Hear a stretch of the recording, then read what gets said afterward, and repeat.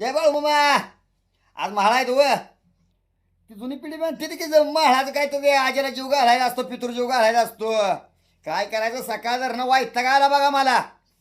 आजीला जीव घालायचा, आजीला जीव घालायचा. त्या झाडाव बघ, त्या झाडाव बघ, त्या झाडाव बघ, त्या झाडाव बघ. कुठं आजा दिसना बघा. बोलून गेलो आबा तर भरलं या.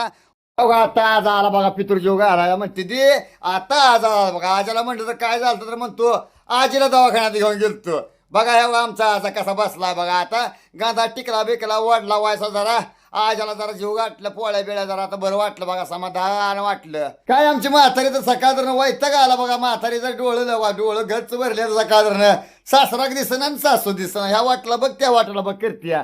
आता सासरा आला म्हणते जीव गाठला सासऱ्याला, समाधान वाटलं. तुमच्यात असते तर नाही माझा जीव घालाया. आमच्या तर हे पितूर जीव गाठला बघा. हे आमच्या आजाला जीव गाठला, हे आमचा आज आहे बघा. तुमच्याला आहे का नाही दाखवा बघा. जवळच बसल्या सासऱ्या, जवळ चिटकून बसल्या. काय म्हणते आता सासऱ्यानं काय सांगितलं कोणा टाव आता.